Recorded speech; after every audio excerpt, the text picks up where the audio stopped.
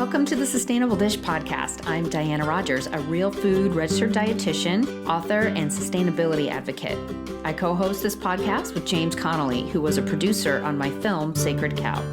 I also founded the Global Food Justice Alliance, an initiative advocating for the inclusion of animal-sourced foods like meat, dairy, and eggs for a more nutritious, sustainable, and equitable worldwide food system. You can check it out and join me at globalfoodjustice.org. Thanks again for listening, and now on to our show. Welcome to the podcast, everyone. I have my returning guest, John Kempf, with me. He is an Amish farmer, I believe Pennsylvania. Is that right, John? Northeast Ohio. Northeast Ohio. That's right. So we've chatted before. I love having you on as a guest. I love watching you speak. The last time I saw you speak, I was actually in Australia, in Brisbane, at the RCS Convergence conference, and I was in person, and you were teleported in via Zoom and had the most amazing points that you brought up and books that you recommended. And every time you speak, I am like buying the books as you rattle them off as fast as I can. So I've got them here, and I'm just so happy to have you back and really open to whatever you've read lately, whatever you're thinking about. Let's have a conversation. Well, that's quite a compliment, Deanna. Thank you. It's certainly an honor to be here, and I enjoy having this conversation with you. And you might want to be cautious about giving me a heads up that you're buying books as fast as I recommend them. Otherwise, I will make it a point of filling up your bookshelves. Well, when you were giving your talk, you actually showed your bookshelf behind you and how long and impressive it was. It was quite a bookshelf. So let's get started. You just mentioned to me that you got back from a conference that you were at, a Regenerative Ag conference. What are you seeing in the state of Regen Ag these days? Well, there are many interesting things happening in the landscape. There's a shift in the types of farmers or the personality, the innovator style of the farmers that are coming into regenerative agriculture, which I find really intriguing. And this is not universal enough that we can even say it's across all of North America or across all the United States. But there are a growing number of regions, of local regions, where we are moving past the innovator stage and moving to the early adopters. When you look at the historical pattern of who's adopted regenerative agriculture over the last couple of decades, or really in the last 5 to 7 years, the majority of people that have been making this transition fit pretty squarely into the innovator camp, and that they're comfortable trying new things. They enjoy trying new things and being perceived as front runners and being constantly innovative. It fits their personality, and they really find fulfillment in that.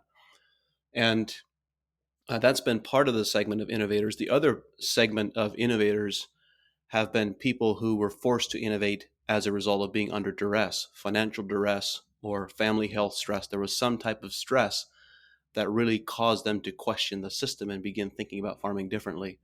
So that's been the kind of the historical pattern. And we stand on the threshold where we're already seeing in our work here at Advancing Eco Agriculture for the last 12 to 18 months, more and more we are seeing people coming in who don't particularly perceive themselves as innovators and who aren't entering this conversation as a result of some type of stress factor, but instead they're coming in because of the observed success of others. They're seeing that, hey, these other farmers are having success with this system and I want to try this too. And so at that point, you begin shifting from innovators to early adopters, which means that all the other companies who are in this space who want to communicate the message of regenerative agriculture to other farmers in the field, we need to begin thinking about our messaging and our communication differently now. It's a different space. It's an emerging space, and it's becoming different from what it has been for the last decade. You know, this is so interesting because I saw the same pattern 10 or so years ago in the ancestral health paleo nutrition world. So, those of us who were very early in the space changed our diets because we had a health crisis. So I was celiac and struggling with my blood sugar, and really found a paleo type diet as a solution to my health situation. And other leaders in the space were very similar: Rob Wolf, Chris Kresser, Michelle Tam. And then as the movement grew, we got more sort of biohackers and people that were just interested in optimizing their health. So, less so much the same kind of thing, exactly like what you just said, and more people that were just sort of tinkering and experimenting and wanting to try it. And I'm curious how you think things are going to move forward, because what I saw was those of us who started early really had this worldview and this really kind of serious take on everything, but the tinkerers kept trying to like find ways to cheat it. They were like, "Well, it's paleo enough, but I can still have pancakes or whatever," and kept trying to like, stretch the boundary of what was sort of acceptable in the diet and what was like a cheat. So I don't know if that's your Oh, come on, Diana. idea of where it's going to go, but Come that on. is definitely the way it went in the nutrition world. Yeah, come on, Diana. I like my Kamut pancakes with the antioxidant grain. Anyway, well, I've always been really intrigued and tried to understand how people think and why they make the choices that they make. And there's lots of fields of study. You could look at sociology, you can look at psychology and the process of decision making. And I've been particularly intrigued by the historical work of Everett Rogers and his colleagues. And I'm sure you've heard of Rogers, The Diffusion of Innovation. He has an No. iconic book. Well, it's if you Oh, haven't here we heard, go. Book number one. Okay. if you haven't read the book, you've certainly heard the language and are familiar with the language of the innovators, the early adopters, the early majority and late majority, and kind of the trend of how a population adopts new innovations. Hmm. And what many people don't realize, I mean, this work is foundational to sociology and understanding how new innovations spread throughout a population. And what many people are unaware of is that the original foundational research in this space was done in agriculture. Everett Rogers' original study was on how Iowa corn farmers adopted the use of hybrid seed corn back in the 1970s. Okay. So, and agriculture has been kind of a proving ground for this understanding of how people make decisions for decades. And you know what is so fascinating? I have yet to encounter someone in the agricultural field who has ever read Everett Rogers' original work, except for the people that I've directly recommended it to and given them the book. Hmm. It's this profound disconnect. But at any rate, when we look at how a given group of people adopt new ideas and new technology, the historical pattern, the pattern that's described in Everett Rogers' work and his colleagues' work, is that there is this first group that is driven by a desire to be different. They want to be perceived as being the innovators. They want to be first. These are the types of people who will stand in line for hours or days to buy the latest model iPhone. They want to be Okay. first. They want to be perceived as being first. And so there has been this historical trend that somewhere in the neighborhood of 1 to 3% of a given population will fall into the group of being innovators. And it is deeply fulfilling to them to be perceived as being first and to be perceived as an innovator. Well, that pattern hasn't held true in regenerative agriculture. And based on what you're describing, it sounds like it may also not have held true in the early paleo and the keto and some of these early dietary shifts that were really made for fundamental health reasons. And when I question why the difference in adoption to actually, let's back up. First, what is the difference?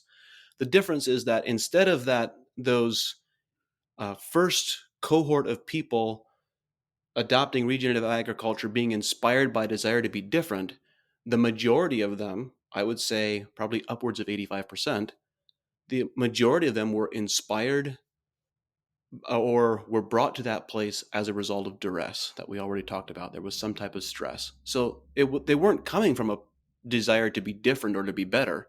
They were coming as a result of being forced to do that, to have their back in the corner. Mhm. And when I think about, okay, why is that? Why was that the case for regenerative agriculture? And why is this pattern different than it was for adopting hybrid seed corn? I believe the difference is because it requires systems change rather than practice change or individual change. It's not that significant of a change to shift from one corn variety or open pollinated corn to hybrid seed corn. Like that's not that significant of a shift. But want when you start thinking about switching an entire farming system or entire operating system, it's more akin to switching from Windows to Mac OS or vice versa. Or switching a religion, right? I mean, it's like Exactly. it's really monumental in the worldview shift. It's an entire mindset change, an entire worldview shift. You nailed it. And as a result of that, I think the that is why there hasn't been the uh, widespread appeal and adoption for that early cohort. But now, the second cohort, the key characteristic of the early adopters is that they are comfortable being on the cutting edge and they are comfortable making significant changes as soon as they observe others having success. Mhm. And that's the stage we're at right now. Interesting, interesting. So, what how where were people coming from for this conference? You were in, did you say Chicago? Yeah, I was in Chicago, and there was disappointingly only a handful of farmers in the audience, probably 20 or so people out of a total of 300 or so that were registered, and many of the rest were CPG companies like Mhm. Cargill's and Nestle's and Kraft Heinz of the world, PepsiCo, etc. Were all Mhm. there and describing their vision or their aspirations for how they want to influence and participate in regenerative agriculture in the future. And it's really disappointing to me that there are not more farmers in that these organizations aren't making a point of including farmers' voices in the conversation because like farmers are the ultimate stakeholders, they're the principal stakeholder. Their voice is at least as important, if not more important, than the voice of the consumer. And yet their voices are largely being ignored. And I think this is over the last half a dozen months or so, I've been in the process of changing my mind about whether regenerative agriculture needs to be verified or needs to be certified. Mhm. If you would have asked me this question 6 months ago, I would have said that I think we should avoid regenerative verification because regenerative agriculture is so variable. You have Mhm. hundreds of different crops in hundreds of ecosystems and tens of thousands of possible combinations. It's impossible to codify a process that is universally applicable across the board. And what I observed happening, what I really care about is having regenerative agriculture become the mainstream globally in the next decade and a half. It's like I want 80% of all ag land on the planet to be adopting regenerative models of agriculture in the next 15 to 20 years. And for that to happen, we need inclusion of everyone. We don't need exclusion is a problem. And this is one of the challenges that happen with organic certification is the moment you have a certification, you automatically create an in-group and an out-group. And that Exactly. automatically creates an us versus them and the opportunity for antagonism. We don't need that. But over the I've been in the process of changing my mind because so I do think there are important pieces and there are people working on developing regenerative verification standards that are taking my thoughts into account. Um, it's going to be very important to include people based on them being on a journey rather than on a destination because everyone is at a different spot on the journey. But the reason I've been uh, suggesting and asking farmers to step forward and let their voices be heard in this process is because if we permit the CPG companies to define regenerative agriculture, it will be defined exclusively in terms of soil health. Why? Because it removes them from all responsibility and puts all the responsibility on the farmer. And right now, when you look at the history of this movement, roughly, I don't know the exact timeline, but let's say roughly 15 to 20 years ago, Ray Archuleta and a group of his colleagues at the USDA NRCS first formulated what they called the 5 principles of soil health. Those 5 principles of soil health have now been widely distributed. Recently, a sixth one was added, the principle of managing based on context. And then in the last year or two or three, these 6 principles of soil health were magically rebranded as the 6 principles of regenerative agriculture. And that's a problem. It's Mhm. a problem that regenerative agriculture is defined exclusively in terms of soil health, because regenerative agriculture needs to be about much more than soil health. We should, for two foundational additional pieces that should be included, is A, regeneration of public health by growing nutritional, nutrient dense food as medicine, and the wide scale implications of that that we can have on improving people's health across an entire population. And B, and perhaps the most fundamental, is regenerating the capacity for stewardship. What do I mean by that? We know that in order for us to have a truly regenerative agriculture, we need more stewards in the landscape, people who care and love the land and the livestock that they are stewarding, that they are caring for. And there is a again, there's context variation here, different types and sizes of operations all around the world, but there is an optimal heart to acres ratio or heart to livestock ratio that if you have too few humans and too few people on the landscape, you cannot have the stewardship impact. The impact potential isn't there. There needs to be Mhm. a certain number of care. And what is happening right now is we do not have enough young farmers coming into agriculture in the regenerative space or otherwise. We don't have enough stewards coming back into the landscape. And the fundamental reason for that is they're not rewarded well enough. Like I was in at this conference, I was in a room full of young professionals from all types of different industries, funding, finance, private equity, CPG companies. And these are a group of very smart, focused young people. If they were to move from whatever position industry they're in into and apply the same level of intellectual focus on a farm as a farmer, they should expect a dramatic pay cut, probably 60 to 70% or more. Mhm. Why is that reasonable? Why is that acceptable?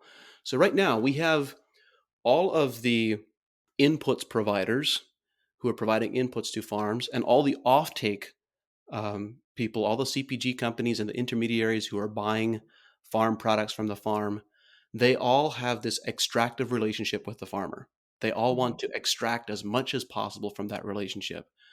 And as a result, we have, in the way that regenerative agriculture is being framed right now, regenerative agriculture being defined as regenerating soil health, that once more puts all the onus and responsibility on the farmers, and it puts none on the rest of the supply web. So, what really needs to happen is we need to include in a regenerative agriculture. If we want to regenerate the capacity for stewardship, more money has to flow back and stay in rural landscapes and rural communities. We have to be able to incentivize young people and pay them really well for being good stewards. And because of this, um, for this reason, I believe that we should not have regeneratively certified farms, but that we should have regeneratively verified supply chains. And I want to give you one example of what that might look like. This is a story that was relayed to me from colleagues in the Netherlands. As I understand it, there is a grocery chain retailer in the Netherlands called Albert Heijn that represents somewhere between 60 and 70% of the total fresh produce supply chain. This is as of 7 or 8 years ago. And Albert Heijn has a relationship with a logistics and distribution company called Bakker. Bakker is collectively owned by a group of farmers from across the country. Each of these three organizations, so you have three stakeholders here. You have the farmers as growers, you have Bacher as an organization, and you have Albert Hain. None of those organizations has salespeople, and none of them has buyers. They have complete open book price transparency. Anyone from any of those organizations can see the pricing and the margins for any product for any of the other organizations. The farmers actually set the retail price points of what fruits and vegetables are going to be marked on Albert Hain's shelves, and they determine when sales are going to be conducted and at what price points. In addition, this group of organizations has also set the goal of having 90% of or better of the fresh produce they harvest move from the farmer's field into the customer's refrigerator in 24 hours or less. Wow. And they have consistently been successful in achieving that goal for quite a number of years. Now, that is an example of a transformative relationship, a regenerative relationship that is not extractive. And those are the types of relationships and the types of supply webs that need to be developed if we want to regenerate the capacity for stewardship. That's you said so many things that really resonate with me, and I'm reminded of just the other day, one of the donors to my nonprofit, the Global Food Justice Alliance, asked me what I thought of the new Jeff Bezos Foundation, and my initial thought was it's probably not great, but I went to the website and I took a look at their where their dollars are going and what initiatives they're funding, and over again, it was soil health and carbon emissions. Right, that's the other thing I think people are overly focused on, is just seeing agriculture as we must use as least land as possible and have as least as you know low carbon emissions as possible, without fully appreciating the full biogenic cycle that happens, and how cattle can utilize marginal land that can't be cropped. And I mean, there was none of that. It was like we have to grow, the most seeds as possible on the least amount of land as possible if we're going to feed this growing population. There was no thought into, well, what should be humans be focusing on for food, given that 70% of Americans are overweight or obese, and we have, you know, other populations around the world who are malnourished, and the top nutrient deficiencies are all best found in animal source foods. So why would we be growing more crops and focusing on, how, legumes are improving soil health, when we can also be incorporating livestock in a very positive way? And so this carbon tunnel vision is just so common among this long-termism technocratic view of agriculture, and it completely leaves stewardship out, leaves ecosystem function out, leaves biodiversity, and not just soil microbial biodiversity, but like overall ecosystem biodiversity, and the pulsing health of a healthy landscape completely out of the picture. There are so many things that I could say in response to that, Diana. I think obviously we share perspectives on things that are excluded from the picture, but I agree with you that I actually would prefer that regenerative agriculture not be too closely associated with the idea of carbon sequestration, because it necessarily needs to be so much bigger than that. We need to have conversations about regenerating the hydrological system, regenerating rainfall across a lot of different landscapes, and reversing desertification. Like, it's really simple. If when you look at this from an agroecology perspective, it is not a lack of rainfall that creates desertification. Mhm. It is mismanagement of the land that creates a lack of rainfall that creates desertification. And the fundamental tool that we have for being good stewards and for reversing desertification and regenerating landscapes, particularly in areas of lower rainfall environments, are to wisely manage livestock and cattle on the landscape. Like, there is no other technology and there is no other tool that can accomplish what grazing livestock can accomplish on arid and semi-arid regions. Right. Yeah, I mean, there was no better example of that than when I was in Chihuahua, Mexico, working on my film Sacred Cow and seeing the difference, as we're driving through Chihuahua, which is it's just practically a desert. Used to be grasslands, and then you get to Alejandro's ranch, and it is like Eden. It Yeah, it's was, not practically a desert. It is a desert with less than yeah, 6 inches of rainfall per year. right, right, and he's there was no extra inputs except for cattle that brought back all the grasses and everything there. Oh, yes, yes, there was one. There was one other input. Conscious, heartfelt management of those cattle. It's not just the cattle, but it is the stewardship of those cattle.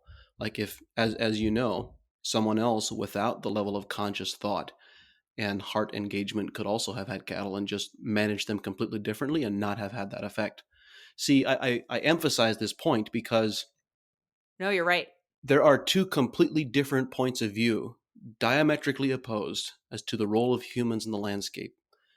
The one point of view held by many environmentalists and people in the kind of in the from a rewilding orientation is that we can best regenerate landscapes by removing people from the landscape. Right. And the second point of view is that actually humans as conscious stewards can be the ultimate. We are a, what's the word that I'm looking for, a hyper keystone species. Like we're familiar with the idea of keystone species Right. being influencing a whole trophic cascade. Humans are the ultimate hyper keystone species because we can manage all the other keystone species in an ecosystem. And so it has been demonstrated over and over again by people who care and are on the ground that the fastest way to regenerate landscapes of almost any type is with thougtful stewardship. Yeah, I mean, this podcast was made possible by my favorite electrolyte company, started by my friend and Sacred Cow co author, Rob Wolf, Element, the all natural sugar free powder you just add to water, which tastes great and gives you the perfect amount of sodium, potassium, and magnesium to keep you perfectly hydrated. They have a limited time new grapefruit flavor, and I've developed a recipe on my blog for the salty grapefruit limeade, and I know you'll love it. So check it out and also take advantage of Element's free flavor sample pack with your purchase.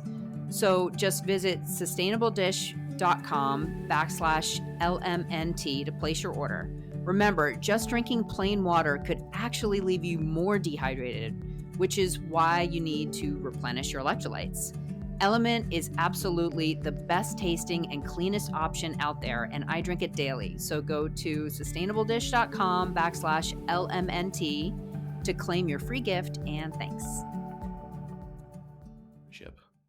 Yeah, I mean, I last summer I got to go to a rewilding project in England at Isabella Tree's project, and it's a Nep estate. I don't know if you're familiar with that in her book Wilding. It was gorgeous, but I saw a lot of overgrazed areas and undergrazed areas because the animals have free reign over everything. And when I often get into the most heated arguments with people who think they're doing it right, like rewilders, and for some reason they're especially prevalent in the UK. And again, it's so frustrating to me because it's like they just missed that basic worldview lesson of, just back to basics. And that's the same thing again that, that you saw at your conference, that I see in Jeff Bezos and other tech folks who are trying to tech their way, looking more at chemistry and less at biological cycles, and understanding that agriculture is a biological cycle and not a chemistry cycle. When we think about cycles and bringing this conversation back to the carbon orientation, when I'm teaching classes to farmers on regenerative agriculture, agronomy, I try to be sure to point out that the most fertile soils, the most productive soils, the soils which yield the highest yields of the highest quality crops are soils which cycle the largest quantity of carbon. For a farmer, from a farming and agriculture perspective, sequestration is secondary. It's not the primary objective. The primary objective from a crop health and overall ecosystem health perspective is to cycle large volumes of carbon. We want to have vigorous, abundant microbial populations, bacterial populations in the soil, respiring and exhaling carbon dioxide and moving that up to the soil surface and slowly diffusing that into the atmosphere, where we have green photosynthesizing plants capturing that, moving it back into the root system and into their overall plant biomass, while also capturing a segment, a proportion of additional carbon that comes from the atmosphere in addition to what they're getting from the soil. So it's true that there should be a constant continual gain in a healthy ecosystem. And it's also true that the largest volume of carbon dioxide that plants are absorbing in a healthy ecosystem comes from the soil, not from the bulk atmosphere. Yeah. And that's why the folks who are so bent on everything must be treed, everything must be a forest. Closed canopy forest is not a cyclical active, like it chokes things. So anyway, that's what I see a lot. That's another thing that I find very frustrating. Diana, you mentioned the conference in Australia where I spoke remotely, and I think one of the points that I made there is relevant to this conversation when we think about stewardship. There is this quote that I've shared many times from Bill O'Brien. The outcome of an intervention has nothing to do with the skills of the intervener. It has everything to do with the place within from which the intervener comes.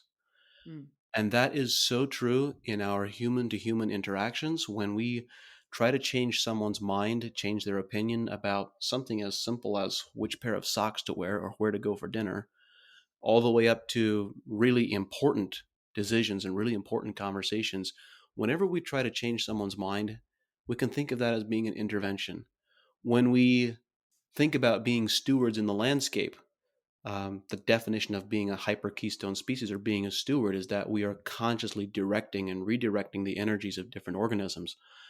And the outcome of all of those interventions, whether when dealing with people or when dealing with landscapes, is going to be determined by the place that we come from within.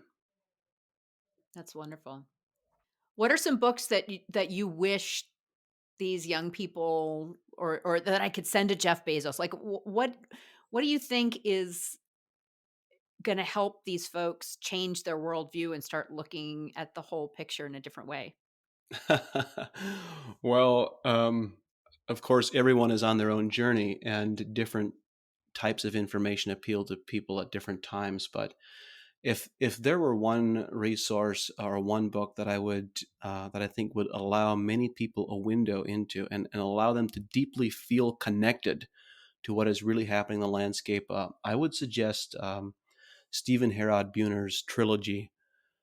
He has the first one is titled The Lost Language of Plants, Mhm. and the second is titled The Secret Teachings of Plants, and the third is titled Plant Intelligence. And if you were to read any of those books, um, they're all very unique and very different with almost no overlap. I highly recommend all three of them if you are at all a serious student of these topics. But if not, start with the first one, The Lost Language of Plants, and see how that captures your imagination.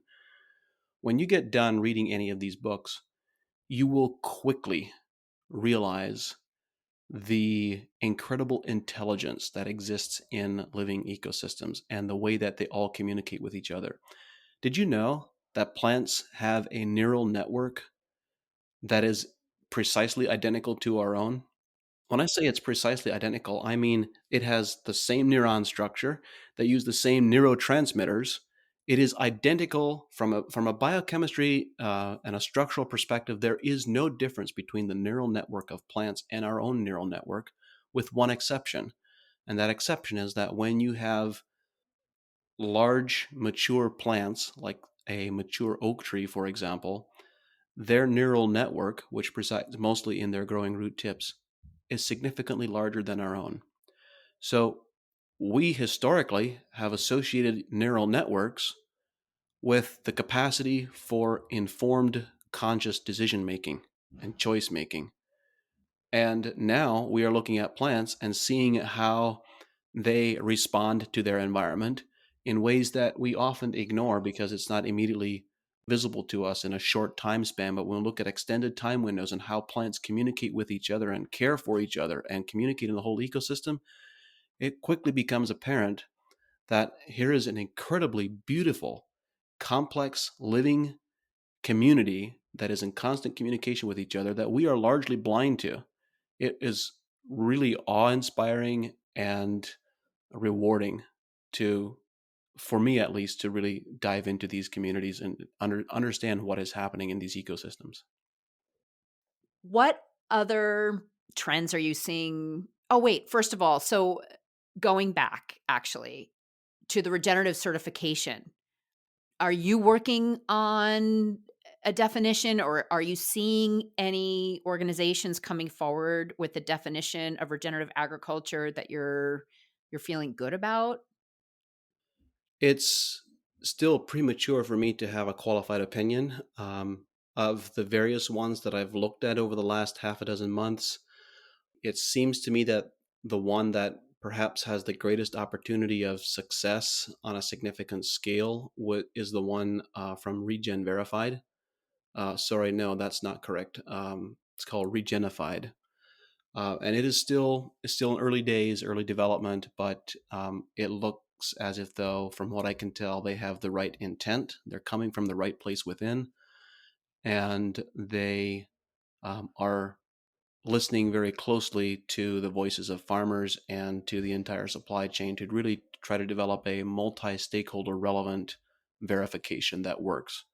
And so I'm quite optimistic for them, but without question, at some point in the next couple of years, we will see a coalescing and a general agreement around regenerative verification, because otherwise we end up in a place where it's so diluted as to be meaningless and there is too much noise and it just falls by the wayside, as what happened with the whole conversation around sustainability a decade and a half ago. Mhm, mhm.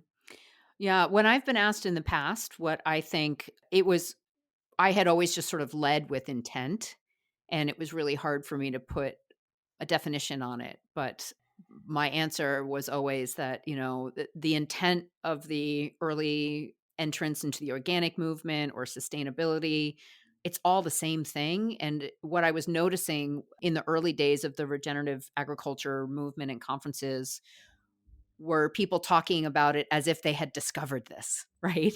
Like it was this like, "Oh, well, sustainable's out because we found this, and this is so much cooler, regenerative." And I'm like, "Yeah, yeah, yeah. No, but those of us who really have our heart in it have been thinking this way since the beginning. It's just that the terms are changing and the definitions keep changing, but the folks who are really land stewards have always been land stewards and didn't need you to define it for them." Fundamentally, regeneration is about regenerating relationships on all levels. Specifically, I would say I would use the words regenerating relationships from transactional relationships to collaborative relationships. When you think about the European grocery example that I shared, that is an example of a collaborative relationship. But and when I say fundamentally regeneration is about regenerating relationships, that is at all levels. It's regenerating the relationships between soil biology and plants, regenerating relationships between livestock and the landscape, regenerating relationships between different plant species, between our interactions as stewards and the landscape and livestock and plants and soil microbes. It's fundamentally about rethinking and shifting all of those relationships from transactional to collaborative. And this speaks again to the heart of what has gone awry in the past with both organic certification and with the whole conversation around sustainability. Is at the end of the day, if the supply web and all the relationships that exist in the greater food system web, if those remain transactional, then at all its various levels, then regenerative agriculture will not have the impact globally that we know is possible. Hmm. Yeah, and I wish that I was able to dive more in my book and my film into the impact it has on rural communities, and I know you touched that on that briefly. One of the reasons I went out to the Lake District in England and filmed with James Rebanks was, his first book, The Shepherd's Life. He really talked a lot about how these rural communities, these farming communities in northern England were inundated by school teachers not from the community and teaching these kids that, the end goal is to move off the farm to, be a banker in the city. And so this exodus off farms, I mean, Wendell Berry talks about it.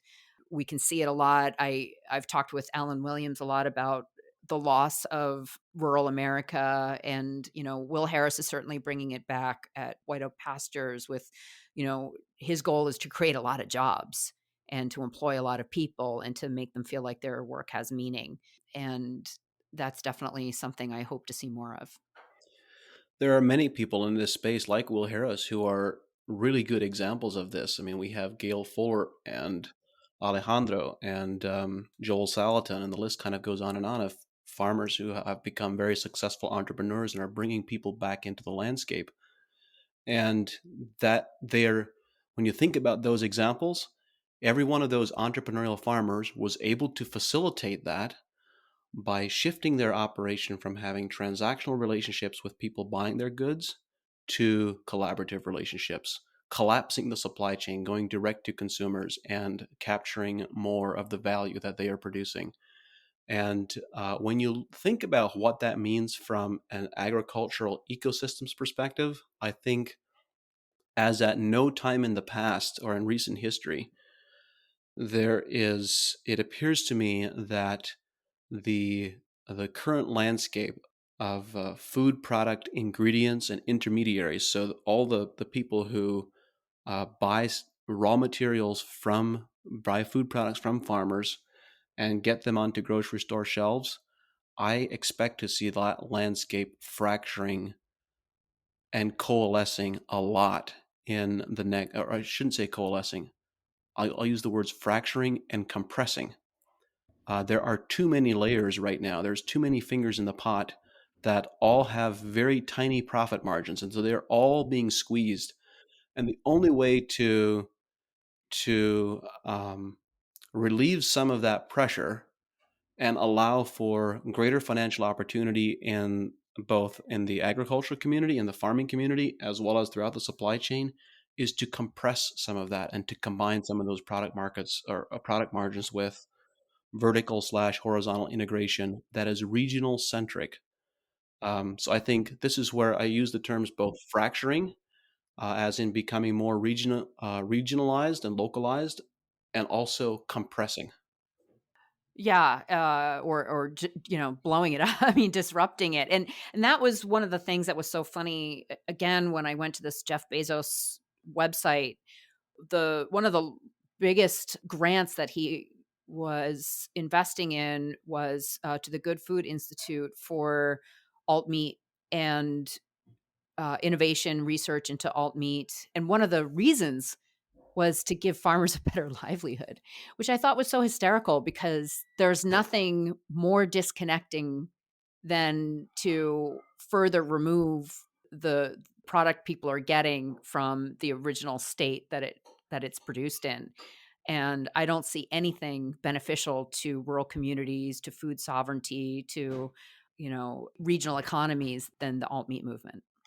It's so unfortunate that the mechanistic scientific method worldview has does not include or has failed to incorporate or failed to listen to a more holistic worldview of the practitioners that are in the field. When we look at what is happening in the technology space and what is garnering investment and enthusiasm in the business community, it ranges from vertical farming to alt meat to carbon sequestration facilities that can, with billions of dollars of investment, sequester several thousands or tens of thousands of tons of carbon dioxide deep inside the earth. And these solutions all purport to address the problems, and they have lots of funding and money has been directed into these, but none of them, like it's I'd like to ask the question, how many vertical farms have an actual farmer as an advisor? How many Mhm. alt meat companies have actual farmers as an advisor? How many of the investment funds who invest in these types of organizations have actual farmers as an advisor? If they did, a lot of stuff that has no possibility of long-term significant success in regenerating our overall ecosystem, I think would fail immediately. So we have this very mechanistic worldview, this reductionist worldview that is prevailing in the areas of high science and technology that, quite frankly, has really missed the boat with much of agriculture. Yeah, exactly right. And so you know, that's what frustrates me sometimes about going to the Regen conferences, and but also at the same time, I also find, like you were saying way in the beginning, just to bring this back, that regen farmers sometimes are exclusionary to themselves and not open to spreading this knowledge to others. I don't want an us versus them. I want a yes and relationship between those who are doing innovative, cool things and teaching others and teaching businesses. Like I just connected Alejandro with a very, very large meat company, like the biggest meat company in the world, who are really interested in more regenerative grazing. And I've gotten pushback from other kind of organic and regenerative farmers for kind of working with industry to try to get them better. But if I can get a massive meat industry to be 5, 10, 20% better, then that's more. Where is the downside in that? If the goal for all of us, for the whole world, is more better farming, then we need to be including large brands in that, Exactly. and stewarding them along instead of automatically assuming they're the bad guy. Exactly. I completely agree with you. We would be much better served to assume that other people who, on the surface, may not appear to share our values, we would be much better served to assume that they come from the place within of desiring to do the right thing, because Mhm, that is without question true for most people. You know, this reminds me of a podcast episode I did half a dozen or so years ago. I forget the exact timing, but Walmart had just announced that they were going to begin carrying organic produce in a mm, more significant way. mhm, And there was all of this outrage from within the organic community that Walmart is the antithesis. The values that Walmart espouses are the antithesis of the values espoused by the organic community. And how could we even dare, or how could we even conceive a right. future where Walmart was distributing a large amount of organics? And my response was like, this is exactly what we want. This is the future that you have professed to desire. Like, it's, if you want organic agriculture to really grow and have a significant impact, then it needs to be distributed through major retailers. How else are you going to reach 90% of the population with 90% organic produce if those are your aspirational goals? How else is that going to happen without including the majority of the supply chain? Yeah, I mean, and today, Walmart is also the largest retailer of grass-fed beef in the world, Yeah, it which doesn't is surprise me at amazing. all. And, you keep hearing people who are so kind of closed-minded, but I'm like, as a public health, as a mom, as a dietitian, I want accessible grass-fed beef to be the norm. And so I completely celebrate this 100%. And if other folks, have the privilege to work directly with their farmer and the farmers are getting a bigger cut of that, I want more of that too. We need all Yeah. of it. Yeah, we need all of it. There was a small group doing some interesting research on nutritional density and integrity in Mhm. out of New York a couple of years ago. I forget the organization's name. They were doing very preliminary, early stage research, and they were testing vitamin C content in spinach from off the grocery store shelf in all types of different outlets from all types of different brands. Mhm. The highest vitamin C concentration was found in spinach from Walmart.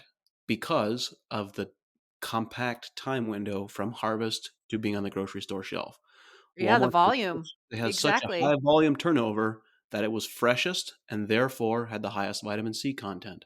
Yeah. I mean, I worked in the grocery industry. I worked for Whole Foods Market for 5 years, and I know which stores to buy my seafood from because it's the ones that have the highest turnover. It just makes sense. And we have, particularly across the Midwest, and well, many other parts of the world as well, we have food deserts. I mean, it's kind of bizarre that you would call the Midwest a good food desert, but that's absolutely what Mm. it is. And Mhm. we're it's not quite to that same degree here in Northeast Ohio, but of course, being Amish, we have some travel restrictions or are not able to move around and buy groceries quite as freely as the population at large. You know, the Mhm. one place where we can get organic grass-fed milk is the local Where? Walmart.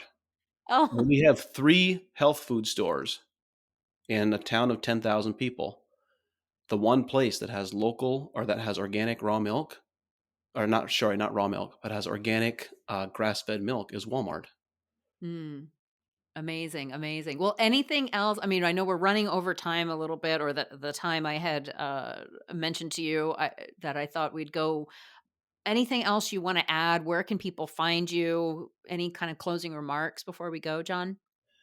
I would just say that this phrase of the outcome of an intervention has everything to do with the place within from which the intervener comes. That means for all of you listening, for all of us, I include myself in this, our ability to create change in the world and to create the future that we know is possible, that is going to require us doing work on ourselves internally, developing ourselves internally, and to the degree that we develop ourselves internally and then manifest that in the world around us. You know, one of my good friends and mentor made a comment several years ago that he just made it in passing in conversation. And I looked at him and it really struck. He said, if you want to know what a person's internal landscape looks like, it's actually really easy. You just see what their external landscape looks like in their life because Hmm. one is going to be a reflection of the other. And that really resonated with me quite deeply. And so it's our opportunity or our capacity to create change in the world is going to be in direct parallel to where we come from within. And so I would encourage all of us to continue working on that and to come from the right place within when we interact with other people. And yeah, if you want to find me, my website is pretty simple. It's johnkempf.com. I try to bring all the various projects that I'm working on together in that one place. And we have a really awesome social networking platform that I am the benevolent dictator of on kindharvest.ag. It's a moderated platform. It's not free because I want people to be the customer and not the product. And we have really great conversations about regenerative agriculture and farming in general on that platform. Wonderful. And for those who don't know the spelling of your last name, it's Kemph. Actually, Or you got it wrong. Kempf. I'm sorry. There you My go. dyslexia in my brain just turned your F to an H. All uh, right. Well, thank you for having me on, Diana. I've enjoyed this conversation, and let's go change the world. Let's change our neighborhoods. We all know that a much better future is waiting for us. oh, thank you so much for your time. And yeah, we'll have to make this a yearly conversation where we check in and trade book ideas and catch up. So thank you so much. Thank you. Thanks so much for listening today and for following my work. If you believe in making sure people all over the world should have access to nutritious food, please join my mission through my nonprofit, the Global Food Justice Alliance. Visit sustainabledish.com/join and become a sustaining member today. All sustaining members get early access to ad-free podcasts plus free downloads, and you'll be helping get healthy protein like meat, fish, and eggs to food insecure kids. That's sustainabledish.com/join. And thank you.